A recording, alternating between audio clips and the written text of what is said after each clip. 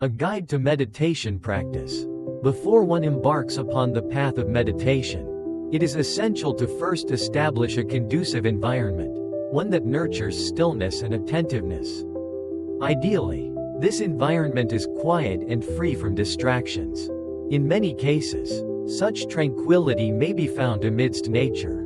However, should one choose to meditate indoors, it is recommended to designate a specific spot that supports mental focus and inner calm.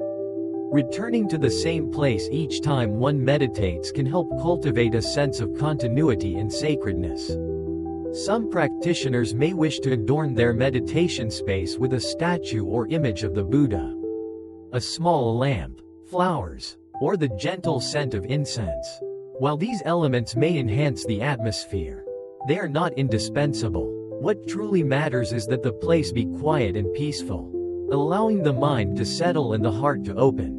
When the time comes to begin meditation, the practitioner must select a sitting posture that is both stable and comfortable. One may choose to sit cross-legged, keeping the spine upright. For those who are able, the full lotus position, where both legs are crossed with each foot resting on the opposite thigh, offers a firm foundation. However, if this posture proves too difficult, the half lotus position, in which only one leg is placed atop the opposite thigh, may be used. If that too presents discomfort, one may sit in what is known as the Burmese posture, or the easy pose, in which both legs rest on the ground, one in front of the other without crossing. And should all these prove unsuitable, it is perfectly acceptable to sit on a chair or bench. Cushions may also be employed to support the knees or elevate the hips. While the full lotus is traditionally regarded as ideal, it is far more important to choose a posture that one can maintain with ease and dignity. Regardless of the posture, the spine must remain upright, as this supports both alertness and clarity of mind. In this guide, we shall explore 3 forms of meditation practice: forgiveness meditation, loving-kindness meditation, and insight meditation. Forgiveness meditation. We practice forgiveness meditation in order to release ourselves from feelings of regret, resentment, and anger. This form of meditation consists of 3 essential parts: asking others to forgive us, forgiving others, and forgiving ourselves. Before writing anything on a blackboard, one must first wipe it clean. Likewise, before we can truly forgive others or even ourselves, we must first seek forgiveness from those whom we may have wronged. There may be times when we have acted unwisely or hurt someone, and the memory of such actions lingers in the heart as remorse. Particularly during meditation, when we aspire to keep the mind pure and serene, these lingering thoughts of regret can disturb our focus and disrupt the stillness we seek. Therefore, the first step in forgiveness meditation is to humbly ask for forgiveness from others. Once this is done, we turn our attention toward those who may have wronged us. Perhaps someone has caused us pain, spoken harshly, or treated us unfairly. The natural response may be anger or resentment. Yet, if we cling to such feelings, our hearts remain burdened, and our minds cannot find peace. To meditate deeply, we must let go of this inner turmoil. We must forgive those who have hurt us. If we do not, it becomes impossible to practice loving-kindness meditation, for we cannot radiate loving-kindness toward someone we have not forgiven. Thus, the second step is to forgive all others, completely and sincerely. The third, and perhaps most challenging step, is to forgive ourselves. Sometimes, this can be the hardest act of all. We may carry guilt or disappointment within us, memories of past actions, words, or decisions we wish we had made differently. If we cannot forgive ourselves, these self-directed judgments and frustrations become an inner storm, clouding our meditation with restlessness and disquiet. Therefore, before we begin the practice of loving kindness, we must first offer forgiveness to ourselves, with the same compassion we would extend to a dear friend. In this way, forgiveness meditation becomes a necessary foundation for the practice of loving kindness. It clears the heart, softens the mind, and opens the way for true compassion to arise. Loving kindness meditation. Loving kindness, or metta, is one of the 4 sublime abodes, Brahma Viharas, divine states of mind described as the dwelling places of the enlightened and noble beings. These 4 are loving kindness, compassion, sympathetic joy, and equanimity. Among them, metta is the first and serves as the foundation for the others. The practice of loving kindness meditation is thoroughly explained in the Visuddhimagga, the classical Theravada meditation manual. Anyone wishing to undertake this practice in earnest should carefully follow its guidance. The practice presented here is offered as a complement for insight meditation practitioners. During insight meditation, it is recommended that one devotes time each day, around 30 minutes, to cultivating 4 supportive contemplations. One of these is the recollection of loving kindness. The other 3 are recollection of the Buddha's virtues, contemplation on the unattractive nature of the body, and mindfulness of death. Loving kindness may be likened to a kind of spiritual lubricant, an oil that keeps the machinery of human relationships running smoothly.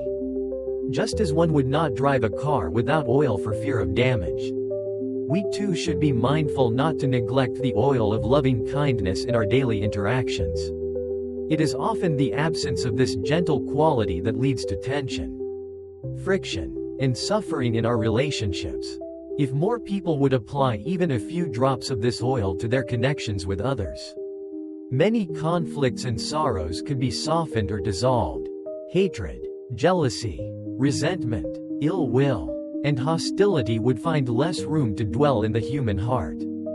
The Buddha taught that the practice of loving kindness meditation yields 11 benefits: peaceful sleep, freedom from nightmares, waking with ease and clarity, being loved by others, being loved by non-human beings, protection by divine beings, immunity from fire, poison, and weapons, mental composure and ease of concentration, a radiant and serene countenance, a calm and unconfused mind at the moment of death. If developed to the highest degree, rebirth in the Brahma world. To enjoy these benefits, one must earnestly cultivate loving kindness meditation.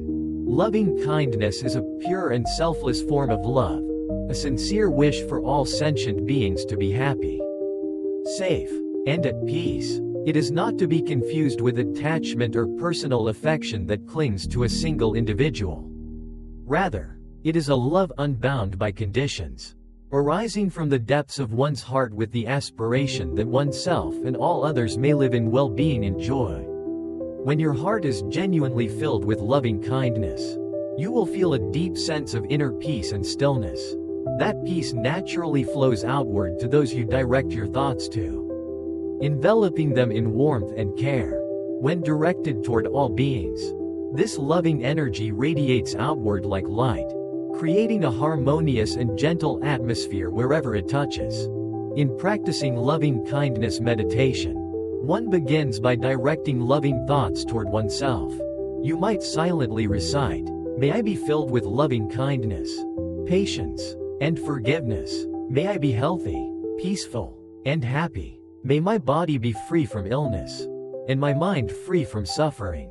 May I live each day in joy and ease, without obstacles or harm." This is not an act of selfishness. Rather, it is the necessary first step. Just as one must light a lamp before offering its light to others, so too must one cultivate loving kindness within before radiating it outward. By beginning with oneself, you also establish a standard of care and compassion. As you wish for yourself peace, love, and happiness, you naturally recognize that others desire the same. Thus, reflecting on your own wish for well-being, you understand, just as I wish to be well, so too do others. In this way, your heart begins to open to the shared humanity of all beings. After establishing loving kindness toward yourself, you extend it to all sentient beings. The reason for beginning with oneself is simple. If we are not at peace within, we cannot bring peace to others. Thus, Before radiating metta outward, we must first awaken and strengthen it within. There are many ways to spread loving kindness. One method is to extend it by geographical progression. Begin with all beings in your own home. This includes not only humans but animals and even insects. Then gradually expand the field to your neighborhood, your town or city, your province or state, your nation, and then to the entire world. Finally, let your loving kindness reach out to all beings throughout the universe. Without exception, as you silently offer these phrases, try to vividly imagine those to whom you are sending your good wishes, see them as being healthy, peaceful, and joyful. Your sincere thoughts of metta will reach them, and in some unseen but real way, may bring them comfort and happiness. Each session of loving kindness meditation may last around 15 minutes.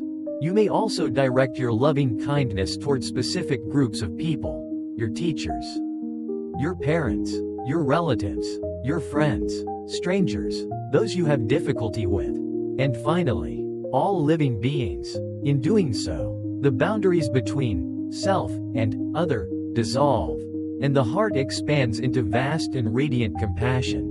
Practicing forgiveness meditation and loving kindness meditation.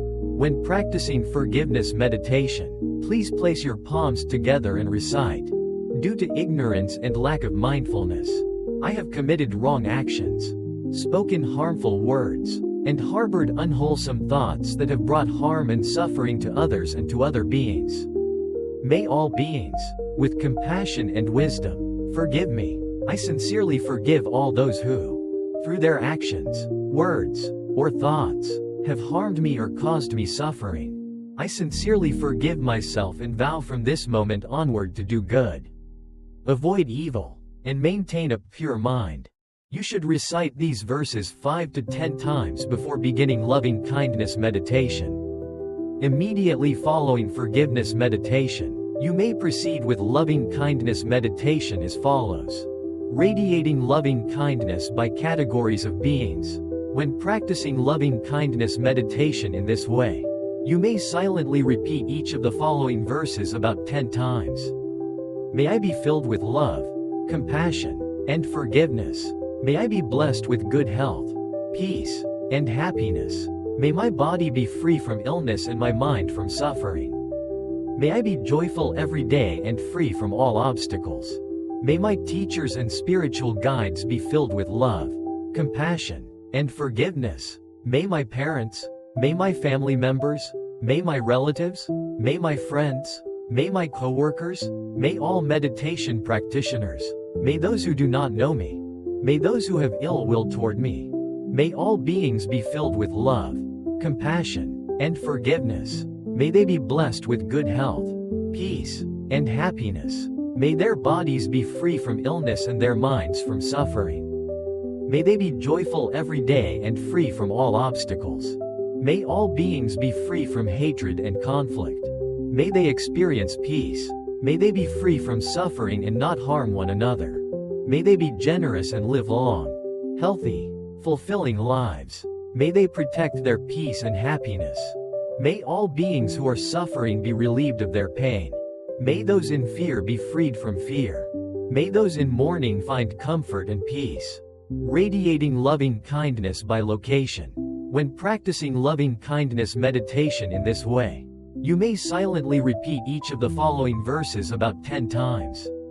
May I be filled with love, compassion, and forgiveness. May all beings in this house be filled with love, compassion, and forgiveness. May all beings in this neighborhood, may all beings in this city, may all beings in this state, may all beings in this country, may all beings in the world, may all beings in the universe, may all beings everywhere be filled with love, compassion, and forgiveness. May all beings be free from hatred and conflict. May they experience peace.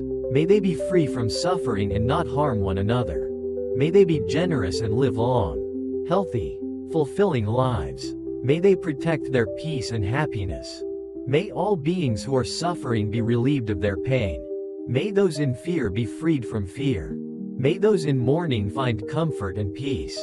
After completing forgiveness meditation and loving kindness meditation, you may proceed with insight meditation, vipassana. Insight meditation. On the spiritual path of Buddhism, we first take refuge, then we uphold the precepts, followed by the practice of concentration meditation, samatha. Now, we take one more step forward into insight meditation, the path of wisdom. If one develops samatha meditation, that is good. However, concentration alone cannot lead to enlightenment. To attain enlightenment and end suffering, we must cultivate wisdom. In order to cultivate wisdom, we must practice insight meditation. Many of you have already practiced insight meditation for years and are familiar with the method. But today, I will speak to you about the theory of vipassana. Since this is a course covering the foundations of Buddhism, I must include vipassana meditation. In truth, because you have previously practiced insight meditation, you may not need to hear about it again. However, for completeness, let us look deeper. First, we must understand the meaning of the word vipassana. Vipassana is often translated as insight meditation or clear seeing. It is called insight because it penetrates into the nature of materiality, rupa, and mind. But in the technical sense, the word vipassana carries a slightly different nuance, and it's important to understand that as well. The word vipassana is composed of two parts, vi and passana. Vi is a prefix meaning in various ways, or clearly, distinctly. Passana means seeing or observing. So vipassana means seeing in many ways, or clear. Penetrative seeing. What is it that we see in many ways?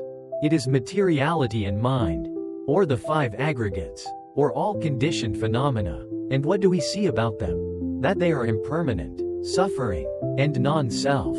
The essential meaning hidden in the term vipassana is that when you practice insight meditation, you must see the impermanence, suffering, and non-self nature of the object being observed. Only when these three characteristics are seen can it truly be said that you are practicing genuine insight meditation. Insight meditation was discovered by the Buddha himself and taught by him to sentient beings. You may already know that the Buddha practiced extreme asceticism in the forest for 6 long years. Eventually, he realized that his goal was still far away. He reflected on his practice and came to the conclusion that he had been following the wrong path. After that, the Buddha discovered the middle way, which is the practice of vipassana. He practiced it and attained the highest result, becoming a Buddha. After attaining Buddhahood, he traveled far and wide to spread the Dhamma. He gave many discourses, and among them, he often taught vipassana or satipatthana. Thus, it is only when a Buddha appears in the world that sentient beings can come to understand and practice insight meditation. And only while the Buddha's Dhamma still exists in this world can people gain access to this understanding and practice. Even without a Buddha appearing in the world, and without his teachings, people may still practice concentration meditation. However, insight meditation can only be practiced during the time of a Buddha or when his teachings are still preserved and available. Only vipassana meditation can penetrate into the true nature of mind and matter, and lead to the realization of the Four Noble Truths. During the Buddha's lifetime and for 1,000 years after his passing, insight meditation was widely practiced. But from about 1,000 years after his parinibbana until now, it seems that very few people have practiced vipassana. This is evident in the ancient commentaries written within the first 1,000 years after the Buddha's passing, when many people were still practicing vipassana and attaining enlightenment through it. These texts often mention practitioners who realized the noble path and fruition. However, after that period, such meditators and enlightened beings became increasingly rare. Venerable Mahasi Sayadaw once remarked that from roughly 1,000 years after the Buddha's passing until the present day, very few people have practiced insight meditation. This does not mean that there were none, but rather that they became very rare. From that time until now, Most of those who have practiced insight meditation have been monks living in forests. While monks living in cities have largely not practiced meditation. In ancient records, references to arahants are found only occasionally. And if these monks were truly arahants, then it is certain that they must have practiced insight meditation. Although very few people practiced insight meditation, it still continued to exist. Those who practiced vipassana at that time did so only for themselves. Without teaching it to many others, they would teach vipassana only to close disciples or intimate friends. Because of this, very few people had the opportunity to understand and practice insight meditation. About 100 years ago, some senior monks in Burma, Myanmar made efforts to revive insight meditation. The systematic practice of vipassana that we now understand and follow, I believe, was initiated by the Venerable Mingyur Jedavan Sayadaw. According to historical records, he wished to practice vipassana, but did not know how. So he searched for a teacher qualified and capable of instructing him in the practice. Fortunately, he encountered a venerable monk living in a place called Mingyur, a locality across the river from the city of Mandalay. This monk, who resided in Mingyur, was a disciple of another well-known monk, who was widely regarded as an arahant. Based on written records, this first monk may have attained the third stage of sainthood, as there were other senior monks who approached him and requested him to preach the Dhamma and teach meditation. He replied, saying something like, "I will teach you a Dhamma discourse, but it will only include what I have practiced myself." He spoke about the practice up to the third stage of enlightenment. And he stopped there. Based on this statement, we can infer that he had realized the third noble stage, the non-returner. This monk did not have many disciples, as he lived deep in the forest where very few monks could endure the conditions. The monk living in Mingyur, being his disciple, learned the proper method of practice. He himself practiced accordingly and may have attained enlightenment. Later, Mingyur Jedavan Sayadaw met this second monk and asked him to teach him how to meditate. However, the second monk did not explain the method in great detail. He simply told Mingyur Jedavan Sayadaw, "Here is the Satipatthana Sutta and these are the commentaries and subcommentaries. You only need to study the sutta along with these commentaries and subcommentaries." It is possible that Venerable Mingyur received some guidance from the second monk. He studied the sutta, its commentaries and subcommentaries, and came to understand how to practice. Most likely, he did receive certain instructions from the second venerable monk.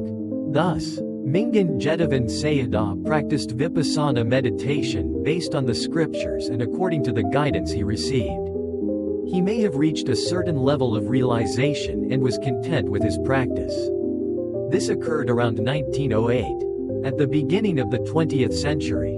After achieving results in his own practice, he wished to guide others in the same path, so he began giving Dhamma talks in Mingyur. However, no one wanted to listen to him or follow his teachings.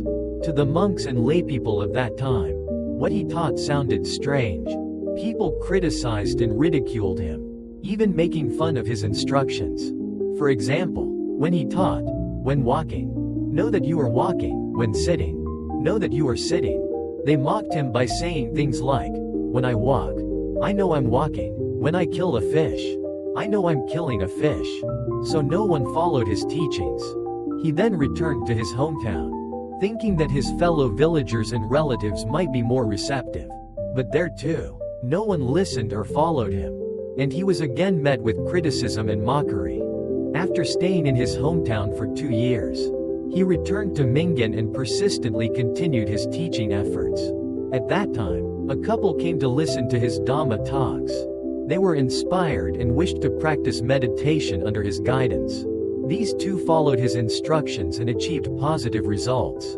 Gradually, more people came to learn from him, and the number of meditation students increased.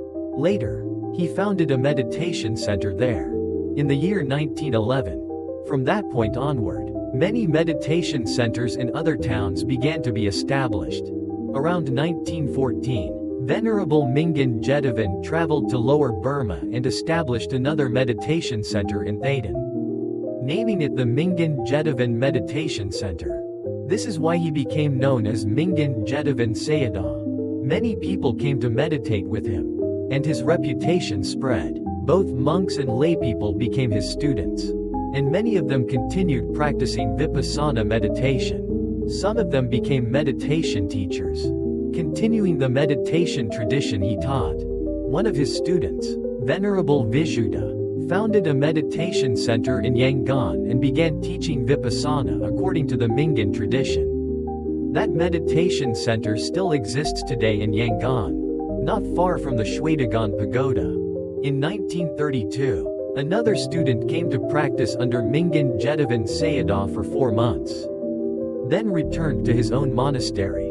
That student was Venerable Mahasi. After practicing vipassana under his guidance, Mahasi Sayadaw began to teach vipassana meditation himself in 1938. He returned to his native village to preach the Dhamma. Some people were interested in learning and practicing meditation with him, including one of his relatives. Thus, Mahasi Sayadaw began teaching vipassana meditation from 1938 onward, traveling back and forth between Thailand and his hometown to teach. In 1949, he was invited to teach meditation at the newly established Mahasi Meditation Center in Yangon. From that time on, Mahasi Sayadaw resided at this center until his passing in 1982. Mahasi Sayadaw was highly successful in spreading the practice of vipassana meditation. One of the key reasons for this success was the support of Prime Minister U Nu. When Prime Minister U Nu came to the Mahasi Meditation Center to practice, many others followed him, which greatly helped popularize the practice. Thanks to this, Mahasi Sayadaw's teaching spread widely, not only in Burma but also around the world. His students translated his Dhamma talks into English and distributed them in other countries. As a result, people from many nations became familiar with Mahasi Sayadaw and his method.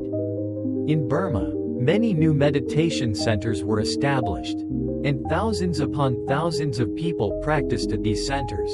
In Sri Lanka and Thailand, many meditation centers were also founded, and numerous practitioners came to meditate.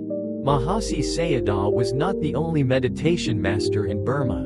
Many other venerable monks also taught vipassana meditation.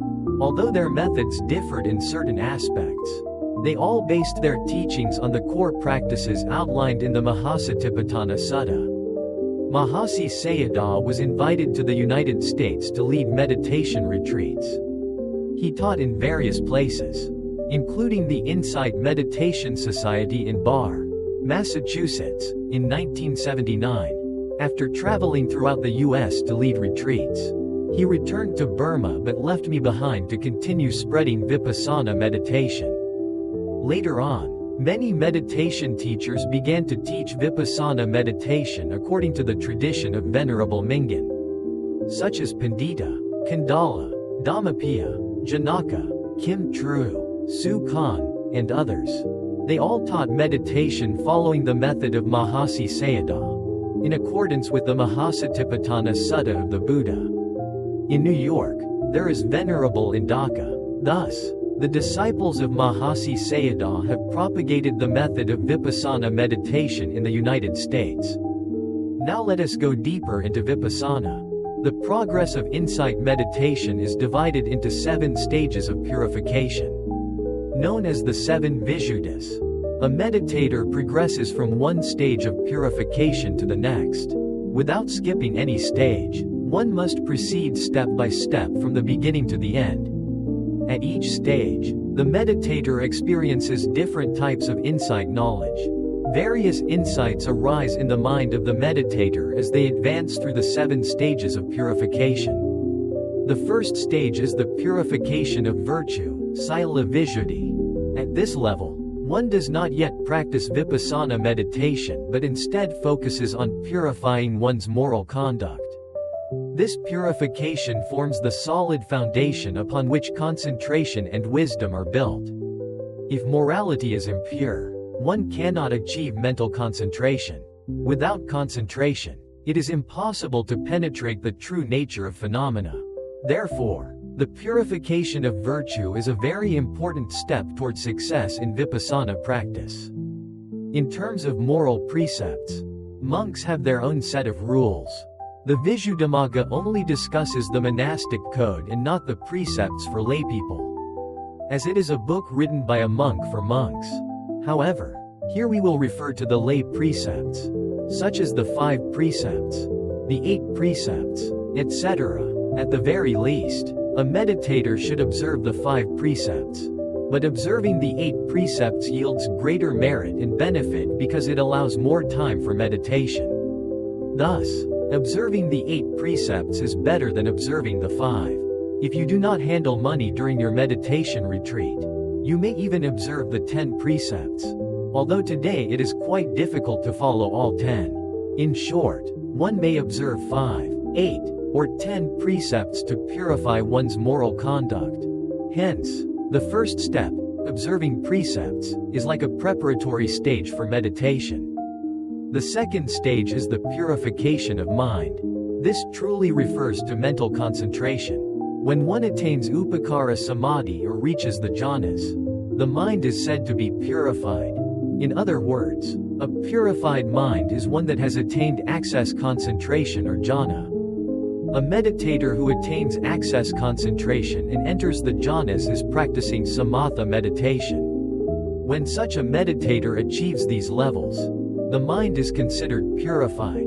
The commentary defines purified mind as access concentration or jhanic absorption. Some meditators practice samatha first, and after achieving access concentration or jhana, they move on to practice vipassana. These are known as those who proceed from samatha to vipassana. Others do not practice samatha beforehand but go directly into vipassana practice. They are referred to as dry insight meditators. For dry insight meditators, purified mind means momentary concentration. This is equivalent to access concentration. When one reaches access concentration, the mind stays steadily on the meditation object, and the 5 hindrances are temporarily suppressed. Likewise, momentary concentration enables the mind to stay fixed on the object and suppresses the 5 hindrances: desire, aversion, restlessness and remorse, sloth and torpor, doubt. Thus, access concentration and momentary concentration are equivalent in function. The only difference between the two is that access concentration focuses on a single object continuously, while momentary concentration focuses on many different objects moment by moment.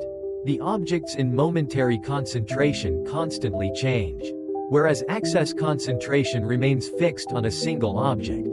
The commentaries and sub-commentaries merely mention purified mind, but the sub-commentary on the Majjhima Nikaya specifically states that momentary concentration is essential for vipassana. This means that without achieving momentary concentration, your meditation practice will not bear fruit. Therefore, Mahasi Sayadaw explained to dry insight meditators, those who do not practice samatha beforehand, that purified mind means momentary concentration. So, when a vipassana meditator achieves momentary concentration, they are said to have attained purified mind. Throughout your vipassana practice, whenever your mind stays continuously on the object of observation without wandering, you have attained momentary concentration.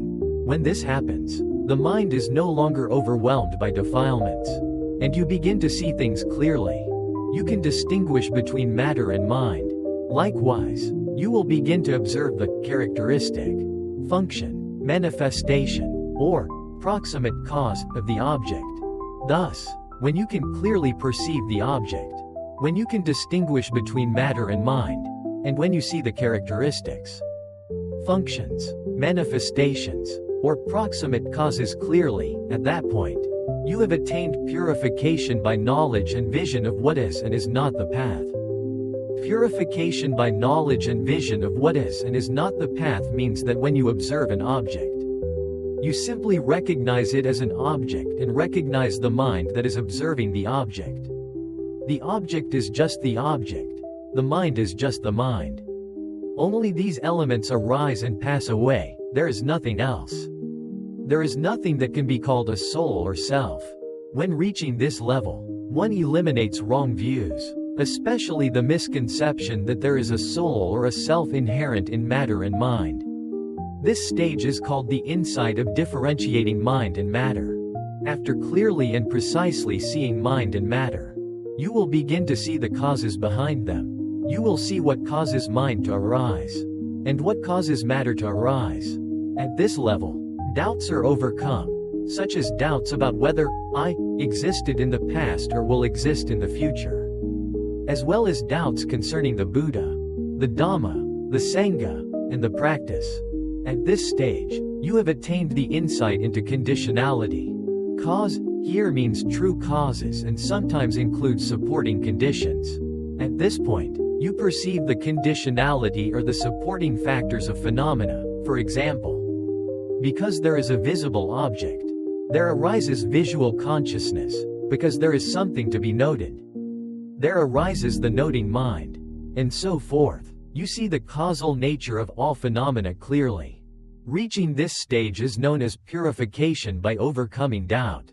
One who attains this level is called a Kula Sotapanna. A lesser stream enterer is not a true stream enterer yet, but is similar in nature.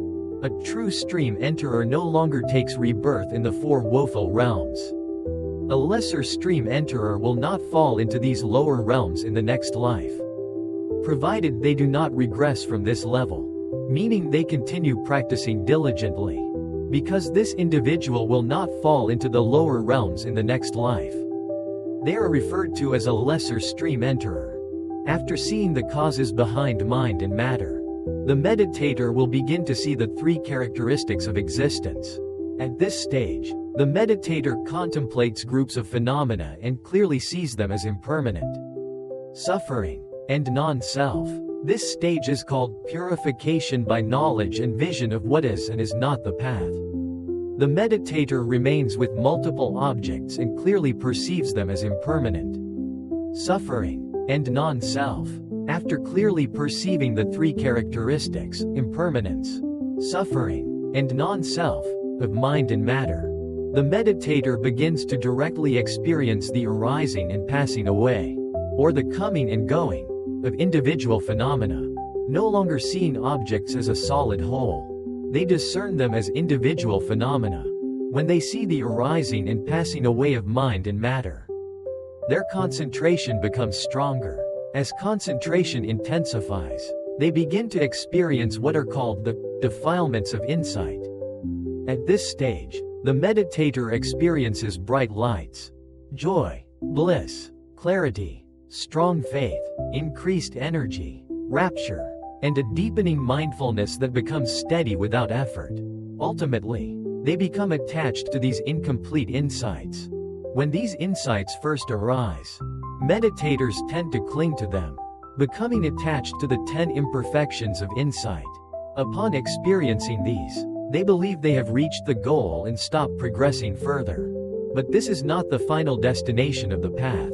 They do not realize that these are only byproducts of meditation experiences. And so they stop, which prevents further advancement. That is why these mental states are called obstacles to insight meditation or defilements of insight. They are not the correct path of vipassana. Meditators who have never encountered these experiences may misunderstand and believe they've reached the final goal.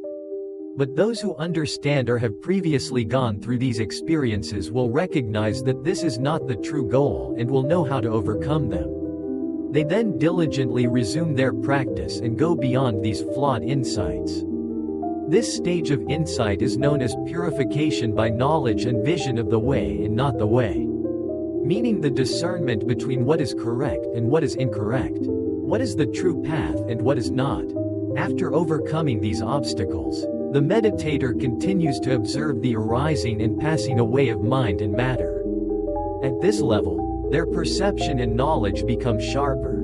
They now observe the arising and passing away of phenomena, and even when encountering the 10 imperfections of insight, They strive to overcome them and focus solely on the arising and passing of phenomena. Focusing on the arising and passing and seeing it more clearly corresponds to the two stages of the knowledge of arising and passing away, the weak and the strong stage. In the weak stage, the meditator's knowledge is not strong enough, so the defilements of insight still intrude. Once the meditator overcomes these defilements, their perception becomes stronger. After overcoming the defilements, they enter the second, stronger stage of this insight, where the knowledge becomes powerful and they perceive the arising and passing of phenomena more clearly. Having attained this insight, the meditator continues diligently with the practice, leading to the next arising insight, the knowledge of dissolution. In this stage, the meditator sees only the dissolution or disappearance of phenomena. They no longer attempt to see arising, instead, they clearly perceive and understand the ceasing or ending of phenomena. At this stage, whenever they observe any object, they perceive only its dissolution. When the meditator perceives only the dissolution of any object they pay attention to, they enter a new mental state. The object appears frightening, full of danger, because it cannot last. Each time the meditator observes it, it immediately vanishes. It's important to note that seeing the arising and passing away of objects is perceived as fearful. Not that the meditator is actually afraid. Next, the meditator reaches a stage where they see the flaws and imperfections of both matter and mind. After gaining insight into the fearful nature of matter and mind, the meditator advances further to see their numerous faults and defects. Having clearly seen these imperfections, the meditator feels disillusioned, losing all desire to cling to matter and mind. This breaks the illusion or delusion about matter and mind. As a result, the meditator becomes uninterested and turns away from them, becoming detached, no longer emotionally invested in either matter or mind. Now, the meditator perceives only disappearance, dissolution, fading, and vanishing of all worldly phenomena. In summary, after the meditator sees that matter and mind are frightening, dangerous, and full of faults, they no longer feel any attraction to them. Because of this dispassion toward matter and mind, and toward all worldly phenomena, the meditator develops the desire to escape. They wish to be free from matter and mind, since every time they pay attention to any physical or mental object, it simply fades and disappears. Wanting to be free from matter and mind means wanting to be free from defilements. The ninth insight is muccitu-kamyata jnana. This insight can be written in two ways. The first form is muccitu-kamyata jnana, and the second is muncita-kamyata jnana. Depending on how it is written, the meaning slightly varies. The first form means the desire for freedom, to escape, to be liberated. The second form means the desire to discard or abandon. Ultimately, both meanings are essentially the same. When we have no interest or desire for something, we naturally wish to discard it. Therefore, wanting to escape or abandon is equally valid. When the meditator wants to escape or abandon matter and mind, they continue observing these phenomena repeatedly to clearly see that they are impermanent. Suffering, non-self, lacking a soul, a self, or an I, through continued observation. When the meditator sees more and more clearly the impermanence, suffering, and non-self nature of matter and mind, the result is that they attain another level of insight known as equanimity toward formations. At this stage, the meditator no longer needs to make an effort to focus on the meditation object, because their mind is naturally and continuously established on it. In other words, mindfulness arises automatically on the object. At that point, the meditator need not concern themselves with mindfulness, nor do they need to make any effort. Mindfulness comes effortlessly. This is what is meant by equanimity toward matter and mind. At this level, the meditator's mind is peaceful and tranquil. The mind stands in the middle. This means that when a frightening object arises, the meditator does not feel fear. When a beautiful or attractive object arises, they are not enticed, nor do they cling to it with craving. Their mind remains balanced. However, even in this state, the meditator retains a natural diligence, and mindfulness remains deeply connected with the object. This is a state of mental balance in relation to all meditative phenomena. When equanimity toward formations matures, the meditator attains adaptation knowledge, anulomanyana. At this stage, the meditator is approaching the direct realization of nibbana. This insight is called adaptation knowledge, because it serves as the transition between the preceding insights and the next. After achieving this insight, the meditator enters the next stage called maturity knowledge. From knowledge of arising and passing away to adaptation knowledge, there are 9 insights. These 9 insights are collectively known as the purification by knowledge and vision of the path, or simply purification of the path. Following adaptation knowledge is maturity knowledge. This is the final insight of the mundane path. At the precise moment maturity knowledge arises, the meditator is on the verge of enlightenment. It is the final moment of the worldly life, which is why it is called maturity, because it marks the transition from the ordinary to the noble. This insight takes nibbana as its object, whereas all previous insights had conditioned phenomena, matter and mind, as their object. Maturity knowledge is not included in the 6th purification stage of the 7 purifications. But since it arises within the vipassana process, it is still referred to as a vipassana insight. However, to be more accurate, maturity knowledge is not truly vipassana, because at this stage the mind no longer takes matter and mind, the 5 aggregates, as its object, but rather takes nibbana as its object. Therefore, strictly speaking, it does not belong to any of the previously described purifications, nor to the upcoming stage. It stands in between, within the process of vipassana, and because it is part of the process, it is still conventionally called a vipassana insight, equanimity insight, adaptation insight, and maturity insight are the insights that lead to entering the stream. Entering the stream means entering the noble path or the stream of the noble ones. This is because the very next moment is the moment of the path. These 3 insights are called the insights leading to the path, or insights leading to stream entry, and are thus known as the preliminary insights to stream entry. The next insight is path knowledge. This occurs at the precise moment of enlightenment. At this moment, the meditator realizes the 4 noble truths and the mind takes nibbana as its object. Immediately following path knowledge is fruition knowledge, the result of the path. A few mind moments after fruition knowledge arises in the meditator's mind is reviewing knowledge. This is when the meditator looks back to assess what has been attained and which defilements still remain. Typically, after attaining reviewing knowledge, the meditator reflects on which defilements have been eradicated and which have not.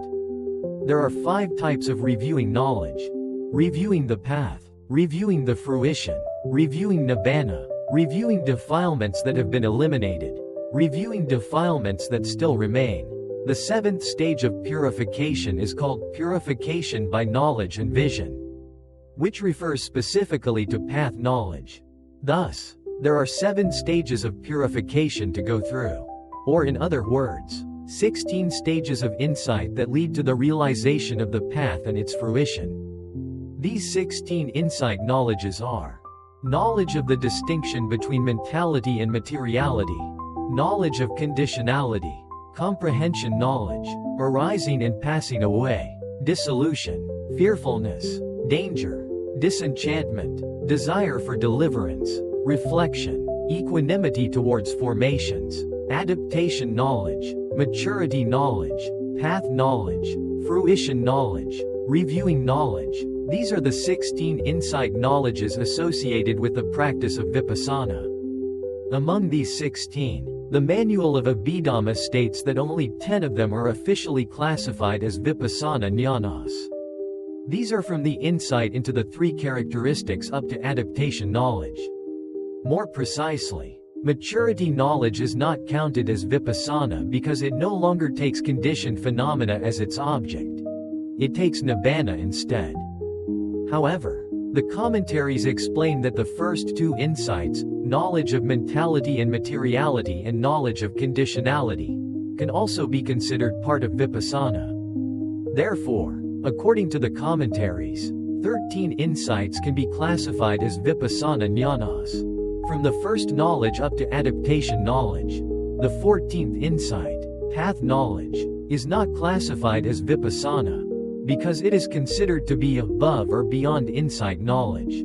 The 15th, fruition knowledge, also does not belong to the vipassana category. So in theory, we now understand the stages of purification and the different types of insight that arise throughout the process of vipassana meditation. What remains is our own part. We must personally experience these insights through the actual practice of vipassana meditation.